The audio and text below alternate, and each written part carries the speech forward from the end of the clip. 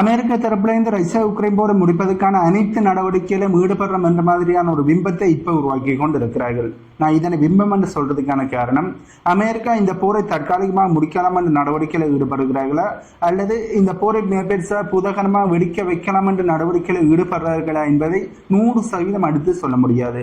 ஏன்னா இந்த போரை ஆரம்பிச்சது அமெரிக்கா தான். இப்படி இருக்கையில அமெரிக்கா தரப்புல இருந்து அமெரிக்காவோட ஸ்பெஷல் என்வோயாக இருக்கின்ற விக்கோப்பவர்களை சென்சர்களை மீட் பண்ணுவதற்காண்டி அனுப்பி வச்சிருக்காங்க. பெர்லின்ல வச்சு, அதாவது ஜெர்மனியில வச்சு இந்த மீட்டிங் ஆனது இடம்பெற்றிருக்கு. இந்த மீட்டிங்ல அமெரிக்கா தரப்புல இந்த ஸ்பெஷல் என்வோயாக இருக்கின்ற விக்கோப்பவர்களும் அமெரிக்காவினுடைய கொஸ்டினர் அவர்களும் அமெரிக்காவினுடைய டெலிகேஷன்ஸும் உக்ரைனோட பிரசிடண்டாக இருக்கிற சென்சர்கள் உக்ரைன் தரப்புல இருந்து வருகின்ற டெலிகேஷன்ஸை மீட் பண்ணி பேச்சுவார்த்தையில நடத்தி இருக்காங்க. இந்த பேச்சுவார்த்தை கிட்டத்தட்ட ஒரு 5 மணித்தியாலங்கள் இடம்பெற்றது என்ற செய்தியில் வெளியே வந்திருக்கு. அது மட்டும் இல்லாமல் இந்த மீட்டிங் ஆனது முடிவடைஞ்ச உடனே விக்கோப்பவர்கள் இது ஒரு பாசிட்டிவான மீட்டிங்காக இருந்தது. இந்த மீட்டிங்ல அனைத்து விஷயங்களும் பேசப்பட்டிருக்கு, ஒரு நல்ல முடிவுகள் எட்டப்பட்டிருக்கு என்று அவர் சொல்லியிருக்கார். என்ன விதமான நல்ல முடிவுகள் எட்டப்பட்டிருக்கு என்பதை பற்றி அவர் தெளிவாக சொல்லல. ஆனா இந்த மீட்டிங் வெற்றி அளிச்சிருக்கு என்பதுதான் அமெரிக்கா தரப்புல இருந்து வருகின்ற செய்தியா இருக்கு. உக்ரைன் தரப்புல இருந்து எலெக்ஷனை நடத்துறதுக்கு தயாராகிட்டோம் என்று சொல்லிட்டார்கள். கண்டிப்பா எலெக்ஷனை நடத்தவும் சென்சர்கள் ஓகே சொல்லிட்டார். இப்படி இருக்கையில இப்ப அமெரிக்கா தரப்புல இருந்து முன்வைக்கப்பட்ட பீஸ் ப்ரொபோசல் அதில் இருக்கின்ற பாயிண்ட்ஸ் அனைத்துமே ரஷ்யாவுக்கு ஆதரவாக இருக்கின்ற செய்திகளை ஏற்கனவே எங்களுடைய பல வீடியோக்கள் நாங்கள் தெளிவாக சொல்லியிருந்தோம். ஆகவே இப்போ விண்டர் வரப்போகுது. இந்த விண்டர் காலப்பகுதியில் உக்ரைனால இந்த போரை செய்ய முடியாது, உக்ரைனால இந்த விண்டர் காலப்பகுதியை சமாளிக்க முடியாது என்றபடியா இப்போதைக்கு இந்த போரை முடுக்கணும் என்றதுக்காண்டி அமெரிக்கா நடவடிக்கையில் ஈடுபடுகிறார்கள் என்று நிறைய வல்லுநர்கள் சொல்லியிருக்கிறார்கள். ஆகவே இப்ப விக்கோப்பவர்கள் சென்சர்களை மீட் பண்ணியிருக்கார். பேச்சுவார்த்தை சக்சஸ்ஃபுல்லாக இடம்பெற்றிருக்கு. இதில் அமெரிக்காவோட நிலைப்பாடு என்ன? அமெரிக்கா இந்த போரை தான் முடிக்க போறாங்களா அல்லது இப்போதைக்கு இந்த போரை முடிச்சிட்டு இந்த விண்டர் முடிஞ்ச அப்புறம் மறுபடியும் போரை ஆரம்பிக்க போறாங்களா? இப்படியான பல குழப்பங்கள் பல மத்தியில் எழும்பி இருக்கு என்றே சொல்ல முடியும். ஆகவே விக்கோப்பவர்களும் சென்சர்களோட மீட்டிங் இப்ப சக்சஸ்ஃபுல்லாக முடிஞ்சிருக்கு. இதற்கு பிறகு ரஷ்யா உக்ரைன் போரை முடிப்பதற்காண்டி அமெரிக்கா தரப்புல இந்த எப்படியான நடவடிக்கையில் ஈடுபடுவார்கள் என்பதை நாங்கள் வெயிட் பண்ணி தான் பார்க்கணும். ரஷ்யா தரப்புல இருந்து என்னதான் பேச்சுவார்த்தை நடந்தாலும் இன்னும் ஒரு பக்கம் ரஷ்யா உக்ரைனுக்கு எதிரான தாக்குதலை பயங்கரமாக செஞ்சு கொண்டிருக்காங்க.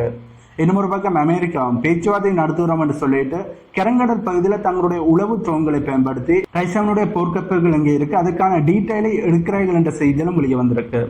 ஆகவே அமெரிக்கா ஒரு பக்கம் பேச்சுவார்த்தை நடத்தி கொண்டு ரஷ்யாவுக்கு எதிரான நடவடிக்கைகளை தொடர்ந்து ஈடுபடுகிறார்கள்.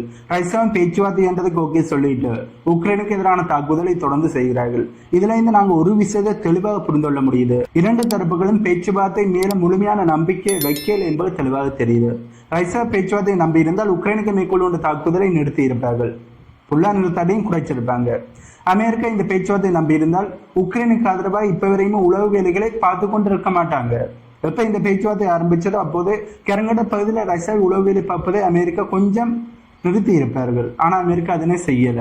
ஆகவே இதுல இருந்து என்னதான் சோசியல் மீடியாவில் செய்தி ஊடகங்கள் உலக அளவில் வெளிப்படையாக இரண்டு நாடுகளுமே பேச்சுவார்த்தைக்கான நடவடிக்கையில் ஈடுபடுறோம் என்ற மாதிரியான ஒரு பிம்பத்தை உருவாக்கி இருந்தாலும் மறைமுகமாக இப்போதும் போரானது இடம்பெற்றுக் கொண்டுதான் இருக்கு. இரண்டு நாடுகளும் அடிபட்டு கொண்டுதான் இருக்காங்க. ரஷ்யாக்கான முழுமையான பிரஷரை அமெரிக்கா கொடுக்கிறார்கள் என்பதுதான் உண்மை. ஆகவே நாங்கள் வெளியில வருகின்ற செய்திகளை உடனே நம்ப விடக்கூடாது.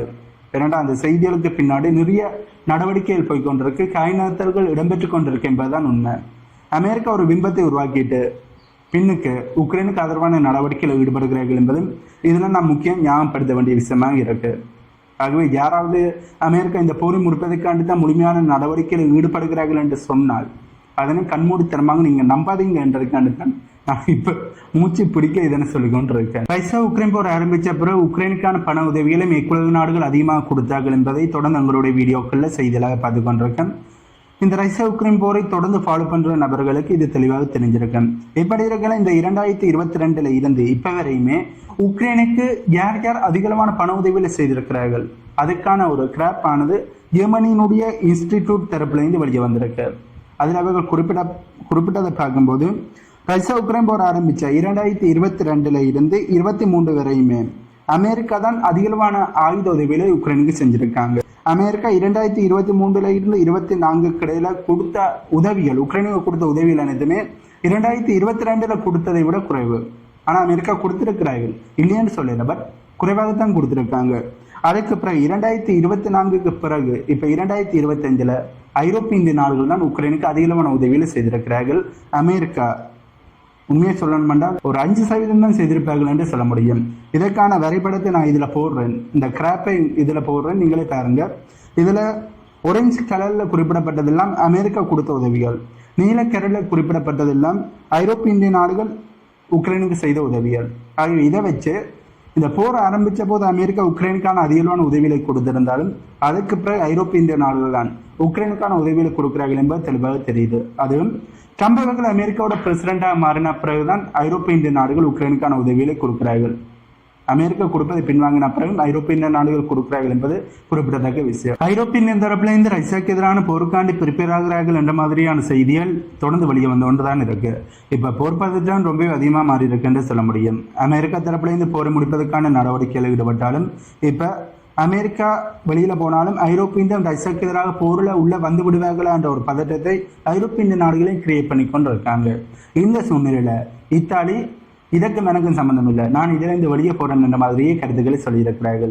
இப்படி நான் இதை சொல்றதுக்கான காரணம் என்னென்றால், இத்தாலியோட டெபுட்டி பிரைம் மினிஸ்டராக இருக்கின்ற சல்வினி அவர்கள், நாங்கள் ரஷ்யாவுக்கு எதிரான போரில் இப்போ ஈடுபடையில அண்ட் எங்களுடைய குழந்தைகளும் எங்களுடைய நாட்டை சேர்ந்தவர்களும் ரஷ்யாவுக்கு எதிரான ஒரு போரை செய்வதற்கு தயாராக இல்லை, அவர்கள் போர் செய்து தங்களுடைய உயிர்களை பார்ப்பதற்கு நாங்கள் தயாராக இல்லை என்று சொல்லியிருக்கார். இப்போ ஐரோப்பிய நாடுகள் ரஷ்யாவுக்கு எதிரான போருக்காண்டி ப்ரிப்பேர் ஆனாலும் இத்தாலி தரப்புல இருந்து ரஷ்யாவுக்கு எதிரான போரில் ஈடுபட தயாராக இல்லை, நாங்கள் அதனை விரும்பலை என்பதைத்தான் சொல்லியிருக்காங்க. நாங்கள் ஏற்கனவே எங்களுடைய வீடியோவில், அதாவது ஒரு மாதத்துக்கு முன்ன போட்ட வீடியோவில் சொல்லியிருந்தோம், ஐரோப்பிய இனத்தில் மெம்பராகி இருக்கிற நாடுகளில் இருக்கிற மக்கள் தங்களுடைய நாட்டுக்கு எதிரான ஒரு போரானது ஆரம்பித்தால் அவர்கள் தங்களுடைய நாட்டை பாதுகாக்கிறதுக்காண்டி போரில் ஈடுபடுவார்களா என்பதற்கான கருத்து கணிப்புகளை எங்களுடைய வீடியோவில் பார்த்துருந்தோம். அதில் முக்கியமாக ஜெர்மனி, அங்கே இருக்கிற மக்களில் கிட்டத்தட்ட ஒரு 15% மக்கள் மட்டும்தான் நாட்டை பாதுகாப்பதற்காண்டி போரில் ஈடுபட தயாராக இருக்கோம் என்று சொன்னார்கள். மீதி இருக்கிற மக்கள் அனைவருமே யார் ஆட்சி அமைத்தாலும் பரவாயில்லை, வேறொரு நாடு எங்களுடைய நாட்டை பிடித்தாலும் பரவாயில்லை, நாங்கள் அமைதியாக இருக்கணும், எங்களுக்கு போர் பிடிக்கல என்றுதான் சொல்லியிருந்தார்கள். ஜெர்மனி மட்டுமில்லை, இத்தாலியிலேயும் இப்படியான கருத்து கணிப்புகள் தான் எடுக்கப்பட்டிருக்கு. இப்போ இத்தாலியோட டெபுட்டி பிரைம் மினிஸ்டர் இதனை சொல்லியிருந்தாலும் இத்தாலியில் இருக்கிற மக்களும் போரை விரும்பல, அவர்கள் தங்களுடைய நாட்டை பாதுகாக்கணும் என்றதுக்காண்டி ஒரு போரில் ஈடுபடவும் தயாராக இல்லை. இத்தாலி மட்டுமில்லை, ஜெர்மனி, இத்தாலி, பிரான்ஸ்லையும் இதே ஒரு சுச்சுவேஷன் தான் போகுது. அதே மாதிரி யூகேவோட சுச்சுவேஷன் ரொம்ப மோசமாக போகுது. ஆகவே ஐரோப்பிய இண்டத்தில் இருக்கின்ற அரசாங்கங்கள் ரஷ்யாவுக்கு எதிரான போருக்காண்டி ப்ரிப்பேர் ஆனாலும் அதுக்கான நடவடிக்கையில் ஈடுபட்டாலும் அங்கே இருக்கிற மக்கள் போரை விரும்பாட்டி அவர்களுடைய சப்போர்ட் இல்லாட்டி இவர்களால் போர் செய்ய முடியாது. ஏனென்றால் ஐரோப்பிய ரஷ்யாவுக்கு எதிரான போரை ஆரம்பித்து ஒரு நாள் தாண்ட கிடையிலேயே ஐரோப்பிய இனத்தில் மெம்பராக இருக்கிற நாடுகளில் இருக்கிற மக்கள் எதிர்ப்பை தெரிவிப்பார்கள். அப்படி எதிர்ப்பை தெரிவிக்கும் போது அங்கே இருக்கிற அரசாங்கங்களால் மக்களை எதிர்த்து இந்த போரை தொடர்ந்து செய்ய முடியாது என்பதுதான் உண்மை. இதனால மிகப்பெரிய இழப்புகளை ஐரோப்பிய இந்தியன் சந்திக்க வேண்டி இருக்கும் என்பதும் குறிப்பிடத்தக்க விஷயம். ஆகவே இந்த விஷயம் இத்தாலிக்கு தெரிஞ்சிருக்க போல, இதனால தான் இத்தாலியினுடைய டெபுட்டி பிரைம் மினிஸ்டர் நாங்கள் ரஷ்யாவுக்கு எதிரான போரில் ஈடுபட விரும்பலை என்று சொல்லியிருக்கார். இதுல இருந்தே ஐரோப்பிய இண்டத்துக்கே நிறைய குழப்பங்கள் போகுது, நிறைய பிளவுகள் ஏற்பட்டிருக்கு என்பதை நாங்கள் புரிந்து கொள்ளக்கூடிய மாதிரி இருக்கு. ரஷ்யா உக்ரைன் போர் ஆரம்பித்த பிறகு ரஷ்யாவுக்கு எதிரான தடைகளை நிறைய நாடுகள் போட்டார்கள். நியூட்ரலாக இருக்க வேண்டிய நிறைய அமைப்புகளும் ரஷ்யாவுக்கு எதிராக திசை திரும்பி இருந்தார்கள் என்று சொல்ல முடியும். முக்கியமாக IOC, இன்டர்நேஷனல் ஒலிம்பிக் கமிட்டி, இவர்களும் ரஷ்யாவுக்கு எதிரான தடைகளை போட்டு ரஷ்யாவோட விளையாட்டு வீரர்கள் ஒலிம்பிக்கில் பங்கு பெற்றக்கூடாது என்று தடைகளை போட்டார்கள். இது மிகப்பெரிய ஒரு பேசு பொருளாக மாறி இருந்தது. ஏனென்றால் அரசியல் வேறு, விளையாட்டு வேறு. விளையாட்டுக்கு அரசியலை கொண்டு வரக்கூடாது என்று நிறைய பேர் கொந்தளிச்சிருந்தாங்க. அப்படி கொந்தளிச்சுமே 2024 நடந்த ஒலிம்பிக்ல ரஷ்யா கலந்து கொள்ளல. பாரிஸ்ல ஒலிம்பிக் நடந்தது, இதுல ரஷ்யா கலந்து கொள்ளல. பட் பாரிஸ்ல நடந்த ஒலிம்பிக்கே மிகப்பெரிய ஒரு மோசமாக இடம்பெற்றது என்று சொல்ல முடியும். மிகப்பெரிய விமர்சனங்களை சந்தித்திருந்தது. அந்த அளவுக்கு மோசமாகத்தான் பிரான்ஸ்ல வச்சு இந்த ஒலிம்பிக்கானது இடம்பெற்றது என்பதும் குறிப்பிடத்தக்க விஷயம். எப்படி இருக்கையில இந்த IOC தரப்புல இருந்து ரஷ்யாவுக்கு எதிராக போட்ட தடைகளை ரிமூவ் பண்ணலாம் என்ற முடிவை எடுத்திருக்கிறார்கள். ரஷ்யாவோட விளையாட்டு வீரர்கள் இனி ஒலிம்பிக்ல பங்கு பெற்ற முடியும். பட் IOC தரப்புல இருந்து இந்த முடிவை எடுத்ததுக்கு பல காரணங்கள் இருக்கு. ஒன்று, அமெரிக்கா தரப்புல இருந்து இந்த போரை முடிக்கலாம்னு நடவடிக்கையில் ஈடுபடுறார்கள். அமெரிக்கா தான் மறைமுகமாக IOC-யை கண்ட்ரோல் பண்ணிக்கொண்டு இருக்காங்க. இதனால அமெரிக்கா போரை முடிப்பதற்கான நடவடிக்கையில் ஈடுபடும் போது IOC-யின் தடைகளை நீக்கலாம் என்ற முடிவை எடுக்கிறார்கள். அது மட்டும் இல்லாமல் இப்ப ரஷ்யா தரப்புல இருந்து தங்களுக்கான ஒலிம்பிக்கை உருவாக்கலாம் என்ற நடவடிக்கையில் ஈடுபடுகிறார்கள். இதற்கான செய்திகளை ஏற்கனவே உங்களுடைய வீடியோவில் நான் சொல்லியிருந்தேன். ரஷ்யா இப்படி தங்களுக்கான இன்டர்நேஷனல் ஒலிம்பிக்கை உருவாக்கலாம் என்ற நடவடிக்கையில் ஈடுபடுவதால் இப்ப இருக்கின்ற இன்டர்நேஷனல் ஒலிம்பிக் கமிட்டி செல்லா காசாக மாறுவார்கள். அதனை யாருமே மதிக்காமல் ரஷ்யா பக்கம் போகக்கூடிய வாய்ப்புகள் இருக்கு. இதனாலையும் இவர்கள் மூக்கு வைத்து போய் ரஷ்யாவுக்கு எதிராக போட்ட தடைகளை ரிமூவ் பண்ணுகிறார்கள் என்று சொல்லப்படுகின்றது. இது எந்த அளவுக்கு உண்மையானு தெரியல. இப்போ சோசியல் மீடியாவில் வருகின்ற செய்தியில உங்கள்கிட்ட சொல்லியிருக்கேன். இப்படி இவர்கள் தடைகளை ரிமூவ் பண்ணலாம் என்ற முடிவை எடுத்த உடனே இதற்கு ரஷ்யா தரப்புல இருந்து மிகப்பெரிய ஒரு வரவேற்பை கொடுத்திருக்காங்க. ஏற்கனவே 2024 ரஷ்யா தரப்புல இருந்து ரஷ்யாவோட விளையாட்டு வீரர்கள் ஒலிம்பிக்ல பங்கு பெற்றக்கூடாது என்ற தடைகளை போட்டதுக்கு கடுமையான விமர்சனங்களை சொன்னார்கள். விளையாட்டுக்கு அரசியலை கிளக்காதீங்க என்று சொல்லி ரஷ்யா தரப்புல இருந்து கடுமையான விமர்சனங்களை முன்வைச்சார்கள். அப்போது கேட்காத இந்த IOC இப்ப ரஷ்யாவுக்கு எதிராக போட்ட தடைகளை ரிமூவ் பண்ணி இருக்கிறார்கள். அப்படி ரிமூவ் பண்ணினாலும் ரஷ்யா தரப்புல இருந்தும் IOCக்கு மரியாதை கொடுத்து வரவேற்பை தெரியப்படுத்தி இருக்கிறார்கள் என்பதும் குறிப்பிடத்தக்க விஷயம். ஆகவே இனி ஒலிம்பிக்கில் ரஷ்யாவோட வீரர்கள் பங்கு பெறுவார்கள். ஆனால் 2024 பிறகு ஒலிம்பிக் மீது இருந்த நம்பிக்கையை நிறைய பேர் இழந்துட்டார்கள். ஏனென்றால் அந்த அளவு சம்பவத்தை பிரான்ஸ்ல வச்சு ஒலிம்பிக் கமிட்டி செஞ்சிருந்தாங்கன்னு சொல்ல முடியும். பிரான்ஸோட அரசாங்கம் செய்திருந்தார்கள். ட்ரம்ப் அவர்கள் அமெரிக்காவோட பிரசிடண்டாக மாறின பிறகு ரஷ்யாவுக்கும் அமெரிக்காவுக்கும் இடையிலான உறவுல கொஞ்சம் பாசிட்டிவான நடவடிக்கைகள் போய்கொண்டிருக்குன்னு சொல்ல முடியும். அந்த வகையில் இப்போ ரஷ்யாவினுடைய டெலிகேஷன்ஸ் அமெரிக்காவுக்கு விசிட் பண்ணி இருக்காங்க. அதையும் G20 சம்மிட்டினுடைய செர்பா மீட்டிங்குக்காண்டி தான் இவர்கள் விசிட் பண்ணி இருக்கிறார்கள் என்று சொல்லப்படுகின்றது. 2026 G20 சம்மிட்டை அமெரிக்கா தான் கோஸ்ட் பண்ண போறாங்க. எப்படி இருக்கையில தான் இந்த மீட்டிங்கானது இப்போ இடம்பெறுது என்று சொல்லப்படுகின்றது. இதற்காண்டி தான் ரஷ்யாவோட தலைவர்கள் இங்கே விசிட் பண்ணி இருக்கிறார்கள். ஏற்கனவே அமெரிக்கா தரப்புல இருந்து இந்த வருடம் நடந்த G20 சம்மிட், அதாவது சவுத் ஆப்பிரிக்காவில் வச்சு தான் G20 சம்மிட் நடந்தது. இதுல அமெரிக்காவோட பிரதிநிதிகளோ அமெரிக்காவோட தலைவர்களோ கலந்து கொள்ள இல்லை. என்னதான் அமெரிக்கா கலந்து கொள்ளாட்டியும் இந்த மீட்டிங் சக்சஸ்ஃபுல்லாக தான் நடைபெற்றிருந்தது. இதனைத் தொடர்ந்து இந்த மீட்டிங்கை அமெரிக்காவில் வச்சு 2026 அமெரிக்கா கோஸ்ட் பண்ண போறாங்க. இந்த நேரத்தில் சவுத் ஆப்பிரிக்காவை இந்த மீட்டிங்குக்கு அழைக்க மாட்டோம், இன்வைட் பண்ண மாட்டோம் என்று ட்ரம்ப் சொல்லிட்டார். இதனால சவுத் ஆப்பிரிக்கா தரப்புல இருந்து கலந்து கொள்ள போறதில்லை. சவுத் ஆப்பிரிக்கா தரப்புல இருந்து பிரதிநிதிகளை அனுப்புவார்கள், அதுக்காவது அமெரிக்கா அனுமதிப்பார்கள் என்று பார்த்தோம்னா அது ஒரு கேள்விக்குறிதான். பட் அமெரிக்கா தரப்புல இருந்து இப்படி சவுத் ஆப்பிரிக்காவுக்கு தடைகளை போடுவதற்கு மற்ற G20 நாடுகள் எப்படி ரியாக்ட் பண்ண போறாங்க என்ற கேள்விகளும் பல மத்தியில் அனுப்பியிருக்கு. கண்டிப்பாக இவர்கள் ரியாக்ட் பண்ணித்தான் ஆகணும். இப்ப மற்ற G20 நாடுகள் ரியாக்ட் பண்ணாட்டி அவர்களுக்கும் இந்த நிலைமையானது ஏற்படும். கண்டிப்பாக சீனா, ரஷ்யா, இந்தியா போன்ற நாடுகள் இதற்கு ரியாக்ட் பண்ணுவார்கள். மற்ற நாடுகள் என்ன செய்ய போறாங்க என்பதை நாங்கள் வெயிட் பண்ணி தான் பார்க்கணும். ரஷ்யா உக்ரைன் போர் ஆரம்பிச்ச பிறகு உக்ரைனுக்கு சப்போர்ட்டை கொடுக்கறதால எங்களுக்கு எந்த பயனும் ஏற்பட போறதில்லை. இதனால உக்ரைனுக்கு சப்போர்ட்டை கொடுக்க கூடாதுன்னு இப்ப சொல்லுகின்ற நாடுகள் எதுன்னு பார்த்தோம் என்றால் ஸ்லோவாக்கியாவும் ஹங்கேரியும். இந்த 2 நாடுகள் தான் உக்ரைனுக்கான சப்போர்ட்டை நிறுத்தணும் என்று கொடுக்கக்கூடாது என்று சொல்லிக் கொண்டிருக்காங்க. இப்படி இருக்கிற ஸ்லோவாக்கியாவோட பிரைம் மினிஸ்டராக இருக்கின்ற ரோபர்ட் பிக்கோ அவர்கள் உக்ரைன் தான் மிகப்பெரிய ஒரு பிளாக் கோடாக செயல்படுகிறார்கள். அது ஐரோப்பிய நாடுகளோட ஈரோஸை விழுங்குகின்ற மிகப்பெரிய ஒரு பிளாக் கோலாக செயல்பட்டு கொண்டிருக்காங்க என்ற குற்றச்சாட்டு முன் வச்சிருக்கார். இவரோட இந்த குற்றச்சாட்டு 100% ஏற்றுக்கொள்ளக்கூடிய மாதிரி தான் இருக்கு. ரஷ்யா உக்ரைன் போர் ஆரம்பிச்ச பிறகு ரஷ்யாவை தோற்கடிக்க போறோம் என்று சொன்னார்கள். அதுக்காண்டி உக்ரைனுக்கான உதவிகளை மேற்குலக நாடுகள் செய்ய ஆரம்பிச்சாங்க. உக்ரைனுக்கான உதவிகளை மேற்குலக நாடுகள் செய்ய ஆரம்பிச்ச உடனே உக்ரைன் தொடர்ந்து மேற்குலக நாடுகள்கிட்ட பணத்தையும் ஆயுதங்களையும் கேட்டுக்கொண்டே இருந்தார்கள். ஐரோப்பிய நாடுகளும் வேறு பணத்தை உக்ரைனுக்கு கொடுத்தார்கள் என்பதும் குறிப்பிடத்தக்க விஷயம். இப்படி தொடர்ந்து உக்ரைனுக்கான ஆயுதங்களும் பணமும் போக போக போக திரும்ப உக்ரைன் தரப்புல இருந்து எங்களுக்கான உதவிகளை செய்யுங்கள், எங்களுக்கான உதவிகளை செய்தால் மட்டும்தான் ரஷ்யாவை தோற்கடிக்க முடியும். ரஷ்யாவை தோற்கடித்தால் தான் யூரோப் பாதுகாப்பாக இருக்கும். யூரோப்பை பாதுகாக்கிற ஒரு நடவடிக்கையில தான் நாங்கள் ஈடுபடுறோம், எங்களுக்கான உதவிகளை செய்யுங்கள் என்று சென்சர்கள் தொடர்ந்து ஐரோப்பிய நாடுகள்கிட்ட பணத்தை கேட்டுக்கொண்டே இருந்தார். இப்படி கிட்டத்தட்ட அதிகமான பணத்தை ஐரோப்பிய தரப்பிலிருந்து உக்ரைனுக்கு வாரி வழங்கி இருக்கிறார்கள் என்பதும் குறிப்பிடத்தக்க விஷயம். இப்படி நிறைய பணத்தை உக்ரைனுக்கு கொடுத்தபடியாத்தான் உக்ரைன் யூரோப்பினுடைய பணத்தினுடைய பிளாக் கோடாக செயல்படுகிறார்கள் என்று பிக்கோ அவர்கள் சொல்லியிருக்கார். உண்மையை சொல்லணும், இவ்வளவு நாளும் ஐரோப்பிய தரப்புல இருந்து மேற்குலக நாடுகள் தரப்புல இருந்து உக்ரைனுக்கு கொடுத்த பணத்தை முழுமையாக ரஷ்யாவுக்கு எதிரான போருக்காண்டி உக்ரைன் பயன்படுத்தினார்கள் என்று பார்த்தோம் கண்டிப்பாக இல்லை என்பதை 100% எடுத்து சொல்ல முடியும். உக்ரைன்ல ஊழல் இருக்கு, உக்ரைன்ல இருக்கின்ற அரசியல்வாதிகள் நிறைய பணத்தை சுருட்டி இருக்கிறார்கள் என்பதுதான் உண்மை. ஆகவே திரும்ப பணத்தை கேட்கிறார்கள் ஒழிய ரஷ்யாவுக்கு எதிரான மிகப்பெரிய வெற்றிகளை உக்ரைன் அடைந்தார்கள் என்று பார்த்தோம் என்றால் அது கூட இல்லை. உக்ரைன் மிகப்பெரிய ஒரு தோல்வி அடைந்து இந்த ரஷ்யா உக்ரைன் போரில் ரஷ்யாவுக்கு மிகப்பெரிய வெற்றி கிடைச்சு உக்ரைன் தோல்வி அடைந்திருக்கிறார்கள். உக்ரைன் தோற்றபடியால் உக்ரைனுக்கு உதவி செய்த ஐரோப்பிய நாடுகளும் மேற்குலக நாடுகளும் தோல்வி அடைந்திருக்கிறார்கள் என்பதுதான் உண்மை. ஆகவே பணத்தையும் கொடுத்து மிகப்பெரிய ஒரு தோல்வியும் ஐரோப்பிய நாடுகள் சந்தித்திருக்கிறார்கள். இது ஐரோப்பிய நாடுகளுக்கு மிகப்பெரிய ஒரு பேக் ஃபயராக மாறுகிறது. ஆகவே ரோபர்ட் பிக்கோ இவர்கள் சொன்னது ஏற்றுக்கொள்ளக்கூடிய மாதிரி இருக்குன்றே சொல்ல முடியும். அப்படி நாங்கள் மிடில் ஈஸ்ட் பக்கம் போவோம். மிடில் ஈஸ்டிலும் இப்போ பதட்டமானது ரொம்ப பெருசாக அதிகரிச்சிருக்கு. ஈரானோட ஃபாரின் மினிஸ்டர் இப்போ பெலரஸுக்கு விசிட் பண்ணியிருக்கார். பெலரஸுக்கு வந்து தரையிறங்கி இருக்கார் என்ற செய்தியிலும் வெளியே வந்திருக்கு. பெலரஸுக்கும் ஈரானுக்கும் இடையிலான உறவுகள் மிக பெருசாக ஸ்ட்ரென்தன் ஆகி கொண்டிருக்குன்றே சொல்ல முடியும். ரஷ்யா உக்ரைன் போர் ஆரம்பித்த பிறகு ரஷ்யாவுக்கும் ஈரானுக்கும் இடையிலான உறவு ஸ்ட்ராங்காக மாறிச்சுது. ஈரான் தரப்புல இந்த ரஷ்யாவுக்கு அப்போது ட்ரோன்களை கொடுக்க ஆரம்பித்தார்களோ அப்போது இரண்டு நாட்டுக்கு இடையிலான உறவுகள் ரொம்ப ஸ்ட்ராங்காக மாறியது என்று சொல்ல முடியும். ரஷ்யா பெலரஸ் நட்பு நாடுகள் ரஷ்யா ஈரானும் நட்பு நாடுகளாக மாறின பிறகு பெலரஸும் ஈரானோட தங்களுடைய உறவுகளை ஸ்ட்ரென்தன் பண்ணுவதற்கான நடவடிக்கையில் ஈடுபட்டார்கள். அந்த வகையில் பெலரஸுக்கான ஏர் டிஃபென்ஸ் சிஸ்டங்களை ஈரான் தரப்புலேருந்து கொடுத்திருந்தார்கள் என்பதும் குறிப்பிடத்தக்க விஷயம். ஈரானும் பதிலுக்கு நிறைய வெப்பன்ஸை ஈரானுக்கு டெலிவரி பண்ணியிருக்கிறார்கள். பெலரஸும் டெலிவரி பண்ணியிருக்கிறார்கள். இதனால் இரண்டு நாட்டுக்கு இடையிலான உறவுகள் ரொம்ப ஸ்ட்ராங்காக மாறியிருக்கு.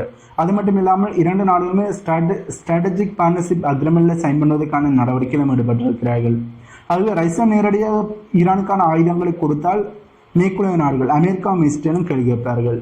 கண்டிப்பாக அமெரிக்கா கேள்வி கேட்பதை பார்த்து ரஷ்யா நினைக்க போறதில்லை. பட் இஸ்ரேல் கேள்வி இருக்கிறதால நேரடியாக ரஷ்யா இப்போ வரையுமே இஸ்ரேலை எதிர்த்ததில்லை. கருத்துக்களை விமர்சனங்களை முன் வச்சிருக்கிறார்கள், பட் நேரடியாக எதிர்க்கல.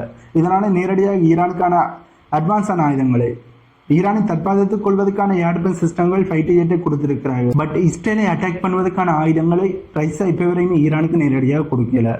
ஆகவே ரஷ்யா நேரடியாக ஈரானுக்கு கொடுக்கறதுக்கு பதிலாக பெலரஸை பயன்படுத்தி எனக்கு கொடுக்கக்கூடிய வாய்ப்புகள் இருக்கு. இதனால பெலரஸுக்கு ஈரானோட ஃபாரின் மினிஸ்டர் வந்திருக்கக்கூடிய வாய்ப்புகள் இருக்குன்னு சொல்லப்படுகின்றது. ரஷ்யாட்ட கேட்டால் ரஷ்யா என்ன சொல்வார்கள், ஈரானுக்கும் ரஷ்யாவுக்கும் இடையில ஸ்ட்ராட்டஜிக் பார்ட்னர்ஷிப் அக்ரிமெண்ட் ஆனது போடப்பட்டிருக்கு. இதனால ஈரானை பாதுகாப்பதற்கான ஆயுதங்களை கொடுக்குறோம்னு சொல்வார்கள்.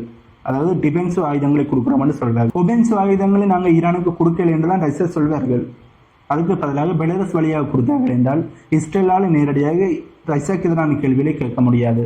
இதற்காண்டியும் பெலரஸும் ஈரானும் தங்களுடைய உறவுகளை ஸ்ட்ரென்தன் பண்ணுகிறார்கள் என்ற ஒரு கேள்வியும் தலைமத்தில் அனுப்பியிருக்கு. ஆகவே இப்போ பெலரஸுக்கு ஈரானோட ஃபாரின் மினிஸ்டர் விசிட் பண்ணியிருக்கார். இதனை கண்டிப்பாக அமெரிக்காவும் இஸ்ரேலும் உற்று கவனிப்பார்கள் என்பதில் எந்த ஒரு மாற்று கருத்துமே இல்லை. இஸ்ரேல் என்று வந்த உடனே காசா பகுதியில் இப்போது இஸ்ரேல் மிகப்பெரிய கொடூரங்களை செஞ்சு கொண்டிருக்காங்கன்னு சொல்ல முடியும். காசா பகுதியில் இருந்த இந்தோனேசியன் ஹாஸ்பிட்டலுக்கு எதிரான தாக்குதலை இஸ்ரேல் மேற்கொண்டு அந்த ஹாஸ்பிட்டலை பாவனை செய்ய முடியாத அளவுக்கு அளித்திருந்தார்கள் என்று சொல்ல முடியும். இப்படி இருக்கிற அந்த ஹாஸ்பிட்டலுக்கு மேலே இஸ்ரேலோட இராணுவ வீரர்கள் தங்களுடைய கனுக்காவை செலிப்ரேட் பண்ணும் விதமாக விளக்கை ஏற்றி இருக்கிறார்கள், தீப்பந்தத்தை ஏற்றி இருக்கிறார்கள் என்ற செய்தியில் வெளியே வந்திருக்கு. அதுக்கான வீடியோஸும் வெளியே வந்திருக்கு. இந்த ஹாஸ்பிட்டல் மீது தாக்குதலை நடத்தியதே போர்க்கூட்டம் சர்வதேச சட்டத்தை மீறுகின்ற ஒரு செயல். இப்படி தாக்குதலை நடத்திட்டு அதில் தங்களுடைய ஒரு குறிப்பிடத்தக்க விழாவை கொண்டாடுகிறார்கள் என்றால் அது எப்படியான கோபத்தை ஏற்படுத்தும். இதற்கு நிறைய நாடுகள் எந்த ஒரு கண்டனத்தையும் தெரிவிக்கல. இஸ்ரேலோட இராணுவ வீரர்கள் நிறைய குற்றத்தை செய்தாலும் அதை பற்றி எந்த ஒரு கேள்விகளையும் கேட்காமல் அதை பற்றி கண்டனங்களை தெரிவிக்காமல் அரபுலக நாடுகளும் உலக நாடுகளும் கடந்து போய்கொண்டிருக்கிறார்கள் என்பதுதான் உண்மை. இப்போ இஸ்ரேல் என்று வந்த உடனே இன்னும் ஒரு செய்தியை நாங்கள் பார்ப்போம். ஆஸ்திரேலியாவில் இப்போ துப்பாக்கிச்சூடு சம்பவமானது இடம்பெற்றிருக்கு. அந்த துப்பாக்கிச்சூடு சம்பவத்தை பற்றி நிறைய செய்திகள் வெளியே வந்திருந்தது. அந்த துப்பாக்கிச்சூடு சம்பவத்தை செய்த 2 நபர்கள் முஸ்லிம்கள் என்றும் அந்த துப்பாக்கிச்சூட்டை நடத்தியது ஈரான் தான் இதற்கான நடவடிக்கையில் ஈடுபட்டு இந்த துப்பாக்கிச்சூட்டை நடத்தி இருக்கிறார்கள் என்று இஸ்ரேல் தரப்புல இருந்தும் இஸ்ரேலோட உளவுத்துறை தரப்புல இருந்தும் ஈரானுக்கு எதிரான குற்றச்சாட்டை முன் வச்சிருக்காங்க. பட் ஈரான் தரப்புல இருந்து இதற்கு கடுமையான கண்டனங்களை தெரியப்படுத்தி இருக்கிறார்கள். இப்படி ஒரு தீவிரவாத தாக்குதலை மேற்கொள்வது குற்றம். அது அப்போது மக்களை கொண்டு குவிப்பது ஏற்றுக்கொள்ள முடியாது. இந்த தீவிரவாத தாக்குதலுக்கு எதிரான கடுமையான கண்டனங்களை தெரிவிச்சிருக்கிறார்கள். அண்ட் இஸ்ரேல் தேவையில்லாமல் எங்களுக்கு எதிரான பழிகளை போடுகிறார்கள் என்ற குற்றச்சாட்டையும் ஈரான் தரப்பிலிருந்து முன் வச்சிருக்காங்க. இஸ்ரேல் சொன்னது உண்மையா பார்த்தோம் என்றால் அது உண்மை இல்லை. இப்ப தீவிரவாத தாக்குதல் துப்பாக்கிச்சூட்டை நடத்திய 2 நபர்களுமே ஈரானுக்கு எதிரான நபர்கள். அண்ட் இந்த 2 நபர்களும் யூதர்களுக்கு எதிரான தாக்குதலை தான் நடத்தி இருக்கிறார்கள். ஆனால் இந்த 2 நபர்கள் துப்பாக்கிச்சூட்டை நடத்தும் போது ஒரு நபரை ஒரு சாதாரண மனிதரை வந்து தாக்கி அவரோட துப்பாக்கியை பறித்து அவரையே சுட்டிருக்க அந்த வீடியோவும் வைரலாக போயிருக்கு. அப்படி அந்த துப்பாக்கியை பறித்து அந்த தீவிரவாதியை சுட்ட நபர் ஒரு முஸ்லீம். ஆகவே முஸ்லீம்கள் தான் தீவிரவாத தாக்குதலை நடத்தி இருக்கிறார்கள் என்று முஸ்லீம்களுக்கு எதிரான ஒரு பிம்பத்தை உருவாக்குற நடவடிக்கையில் இஸ்ரேலோட மொசாட் உளவமைப்பானது ஈடுபட்டிருக்கிறார்கள் என்பது தெளிவாக தெரியுது. என்னதான் இவர்கள் நடவடிக்கையில் ஈடுபட்டாலும் அந்த நபர் அந்த தாக்குதலை தடுத்து நிறுத்துவதற்கான முன் வந்த நபர் ஒரு முஸ்லீம் என்றபடியால் இஸ்ரேலோட இந்த நாடகமானது இப்போது பப்ளிக்காக வெளியே வந்திருக்குன்னு சொல்ல முடியும். இஸ்ரேல் தான் இந்த ஃபால்ஸ் பிளாக் அட்டாக்கை மேற்கொண்டிருக்காங்கன்றதை வெளிப்படையாகவே சொல்ல ஆரம்பிச்சுட்டாங்க. ஏனென்றா யூதர்களுக்கு எதிரான தாக்குதலை நடத்திய உடனே அது ஈரான் தான் செய்திருப்பார்கள் என்று மக்களை திசை திருப்பலாம் என்று இஸ்ரேல் யோசிச்சிருக்கிறார்கள். அதுக்கான தான் திட்டத்தை போட்டு நடவடிக்கையில் ஈடுபட்டிருக்கிறார்கள். பட் அதனை உலக மக்கள் பொய் என்பது ஃபால்ஸ் பிளாக் அட்டாக் என்பதை புரிந்து கொண்டிருக்கிறார்கள். நெத்தன்யாகு அவர்களும் பொய் சொல்லியிருக்கார் என்பதை புரிந்து கொண்டிருக்கிறார்கள். ஏன்னா நெத்தன்யாகு அவர்கள் என்ன சொல்லியிருந்தாருண்டா, இந்த அட்டாக்கானது நடந்த பிறகு நெத்தன்யாகு அவர்கள் இந்த அட்டாக்கை தடுத்து நிறுத்துவதற்காண்டி அந்த தீவிரவாதியை எதிரான தாக்குதலை நடத்திய நபர், அந்த தீவிரவாதியோட துப்பாக்கியை பறித்து அவருக்கு எதிராகவே துப்பாக்கி சூட்டை நடத்திய நபர் ஒரு யூதர் என்றும், அவர்தான் ஆயுதத்தை ஏற்றி மக்களை பாதுகாத்திருக்கார் என்ற மாதிரி கருத்துக்களை சொல்லியிருந்தார். பட் உண்மையிலேயே அவர் ஒரு முஸ்லீம். ஆகவே நெத்தன்யாகு அவர்கள் ஒரு பொய்யை சொல்லுகின்ற நபர் என்பது இதிலிருந்து தெளிவாக புரிஞ்சிருக்கு. அண்ட் இஸ்ரேலோட இந்த நாடகமும் இஸ்ரேல் தான் அரங்கேற்றி இருக்கிறார்கள் என்பதையும் உலக நாடுகள் புரிந்திருக்கிறார்கள். ஆனால் நிறைய நாடுகள் கண்டனங்களை தெரியப்படுத்துகிறாங்க. அமெரிக்கா தரப்பில் இருந்தும் ஈரான் தான் இதற்கு பின்புலமாக இருந்தால் ஈரானுக்கு எதிரான தாக்குதலை இஸ்ரேல் மேற்கொள்வதற்கு இஸ்ரேலுக்கான முழுமையான சப்போர்ட்டை நாங்கள் கொடுப்போம் என்று சொல்லியிருக்கிறார்கள். ஆகவே இஸ்ரேல் என்ற நாடு உருவாக்கப்பட்டதில் இப்போ வரையுமே இந்த உலகத்தில் நடக்கின்ற நிறைய நிகழ்வுகளுக்கு பின்னாடி இஸ்ரேலோட மொசாட் உழைப்பானது இருக்கிறார்கள் என்பது தெளிவாக தெரியுது. முஸ்லிம்கள் மட்டும்தான் தீவிரவாதிகள் என்ற மாதிரியான ஒரு பிம்பத்தை உருவாக்கி கொண்டு இருக்கிறார்கள். ஆனால் முஸ்லிம் நபர் தான் இந்த தீவிரவாத தாக்குதலை தடுத்து நிறுத்தி இருக்கார் என்பதும் குறிப்பிடத்தக்க விஷயம். நிறைய மக்களோட உயிர்களை பாதுகாத்திருக்கார் என்பதும் குறிப்பிடத்தக்க விஷயம். இதே நேரத்தில் இந்த தீவிரவாத தாக்குதலால் கொல்லப்பட்ட மக்களோட எண்ணிக்கை 15ஆக உயர்ந்திருக்குன்னு ஆஸ்திரேலியாவோட ஃபாரின் மினிஸ்ட்ரி தரப்புலேருந்து கருத்துக்களானது செய்திகளானது வெளியே வந்திருக்குன்னு சொல்ல முடியும். ஆஸ்திரேலியாவுக்கும் ஈரானுக்கும் இடையிலான உறவும் ரொம்ப கசப்பாக போய்கொண்டிருக்கு என்பதும் குறிப்பிடத்தக்க விஷயம். இதனால் ஆஸ்திரேலியாவோட ஒரு தீவிரவாத தாக்குதல் இடம்பெற்றால் அந்த பழைய தூக்கி ஈஸியாகவே ஈரானுக்கு எதிராக போடலாம் என்று தான் இஸ்ரேல் இந்த பிளானை போட்டிருக்கிறார்கள். பட் இந்த பிளான் ஃபெயிலியராக மாறி இருக்கு என்பதும் உண்மை. ஆனால் ஆஸ்திரேலியாவில் நீண்ட நாட்களாக துப்பாக்கிச்சூட்டு கலாச்சாரமானது இல்லாமல் இருந்தது என்றும் சொல்லப்படுகின்றது. ஆனால் இப்போ அது புதிதாக தலை தூக்க ஆரம்பிச்சிருக்கு. இதற்கு பிறகு ஆஸ்திரேலிய அரசாங்கம் எப்படியான முடிவுகள் எடுக்க போகிறார்கள்? ஈரானும் மீதுதான் இந்த குற்றச்சாட்டை போட போகிறார்களா? அப்படி குற்றச்சாட்டை போட்டு ஈரானுக்கு எதிரான நடவடிக்கையில் ஈடுபட போகிறார்களா? என்ன செய்ய போகிறாங்க என்பதை வெயிட் பண்ணி தான் பார்க்கணும். பட் ஈரானுக்கும் ஆஸ்திரேலியாவுக்கும் இடையிலான உறவுல மிகப்பெரிய விரிசல்கள் இருக்கிறபடியால் ஈரான் மீது இந்த குற்றச்சாட்டை ஆஸ்திரேலியா போட்டால் கூட ஆச்சரியம் இல்லை. ஆகவே இந்த வீடியோவில் நாங்கள் பார்க்க வந்த செய்திகள் இவ்வளவுதான். இந்த வீடியோ பற்றி உங்களுடைய கருத்துக்களை கமெண்ட் பண்ணுங்க. அண்ட் நம்ம சேனலை சப்ஸ்கிரைப் பண்ணி பக்கத்துக்கு பெல்லைக்கான கிளிக் பண்ணி வைங்க. அப்போ தான் நான் போடக்கூடிய வீடியோஸை நீங்கள் உடனுக்குடன் பார்க்க முடியும். இன்னும் ஒரு வீடியோவில் உங்களை மீட் பண்ணுறேன்.